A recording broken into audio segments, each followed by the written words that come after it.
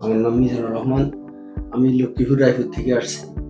আমি টিভিতে দেখছি যে এই হসপিটালটার কথা, এবং হসপিটালের নুসরাত আমিন ম্যাডাম অ্যাড দিত মাঝে মধ্যে, তো আমি ওটা দেখতাম যে ওনার কথার সাথে আমার কিছু রোগ আছিল। রোগটা হলো আমার 2 পায়ে তালু আছিল আপনার ব্যাপক। তখন আমি চিন্তা করলাম যে ওনার কথার লগে আমার রোগের লগে পুরোপুরি মিল আছে।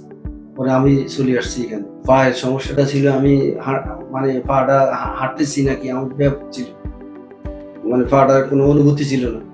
জুতা টুতা পায়ে দিতে মানে অনুভূতি ছিল না। আমি প্রথমবার যখন পিআরপি নিলাম, তখন 2 সপ্তাহ পরে আমার একটা অনুভূতি, আমার আগে পা যেরকম ছিল তার থেকে অনেকটা ইমপ্রুভ হইতে আছে।